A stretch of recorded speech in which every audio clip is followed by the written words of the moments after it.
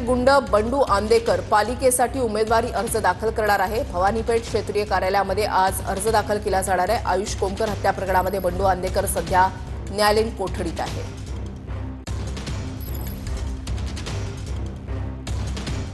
कल्याण डोंबिवलीमध्ये ठाकरे आणि मनसे युतीचा फॉर्म्युला हा ठरलेला आहे। पालिकेसाठी 122 पैकी 54 जागा मनसे, 68 जागा ठाकरेंची सेना लढणार आहे। वाटाघाटी सकारात्मक झाल्यात आणि 100% जागा वाटप पूर्ण झालेले आहे। ठाकरेंच्या शिवसेनेचे जिल्हा प्रमुख अल्पेश भोईर यांची ही माहिती आहे। मनसे कल्याण डोंबिवलीमध्ये किती जागेवरती लढत देणार आहेत आणि आपले उमेदवार कशा पद्धतीने आपण तैनात करण्यात आलेले आहेत?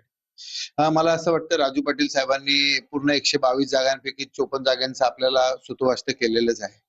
आमच्याकडे जो कल्याण पश्चिमचा एरिया आहे तर त्याच्यामध्ये जवळपास 12 ते 13 जागांवरती महाराष्ट्र नवनिर्माण सेना लढणार आहे। उर्वरित जागांवरती शिवसेना उद्धव बाळासाहेब ठाकरे पक्ष आम्ही दोघं युती म्हणून या निवडणुकीला सामोरे जाणार आहोत। कल्याणमध्ये आगरी कोळी समाजाचे नेते देवानंद भोईर हे शिवसेनेमध्ये आले। कल्याण पूर्वेमधील निर्धार मेळाव्यात एकनाथ शिंदेंच्या उपस्थितीमध्ये त्यांचा पक्षप्रवेश झालाय। पालिका निवडणुकांच्या पार्श्वभूमीवर शिवसेनेला आता बळ मिळालंय।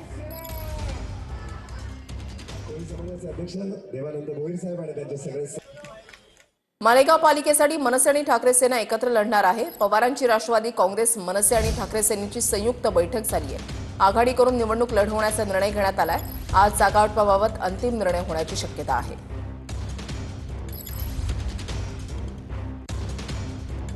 अमरावतीमध्ये ठाकरेंचे आमदार गजानन लवटे अनिल बोंडेंच्या भेटीला गेलेले आहेत। ठाकरेंच्या आमदारांना घेतली भाजपच्या खासदारांची भेट। राजकीय चर्चांना त्याच्यामुळे उधाण आलंय आणि कार्यकर्त्यांमध्ये संभ्रमाचं वातावरण आहे।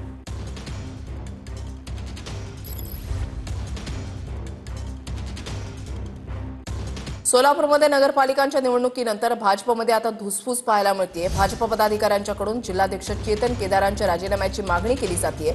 सांगोल्यामध्ये भाजपच्या पराभवाला जिल्हाध्यक्ष जबाबदार असल्याचं पदाधिकाऱ्यांचं मत आहे। भाजपच्या जिल्हाध्यक्षांना पदावरून हटवण्याची मागणी आता केली जाते। सोलापूरमध्ये भाजप जिल्हाध्यक्षांच्या राजीनाम्याची पदाधिकाऱ्यांकडून मागणी केली जाते। नगरपालिकांच्या निवडणुकानंतर भाजपमध्ये आता धुसफूस जी आहे ती सुरू झालेली आहे। बीडच्या केसमध्ये महिलेवर अत्याचाराची घटना घडली आणि पोलिसात गुन्हा दाखल करण्यात आलेला आहे। भाजीपाला घेण्यासाठी शेतामध्ये बोलावून महिलेवर अत्याचार करण्यात आलाय। 57 वर्षीय आरोपी मधुकर म्हस्केला पोलिसांनी अटक केलेली आहे।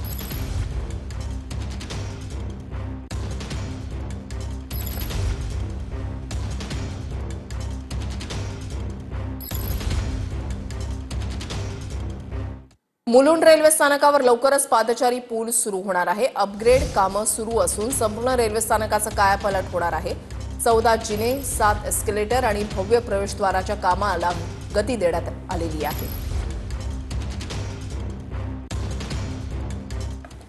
नागपूरमध्ये मनपा निवडणुकीच्या पार्श्वभूमीवर 60 पथकांकडून आता निगराणी केली जाते। आचारसंहितेचं उल्लंघन होणार नाही याच्यासाठी काळजी घेतली जाते। मनपाच्या उपाययोजना सुरू असल्याचं पाहायला मिळत आहे।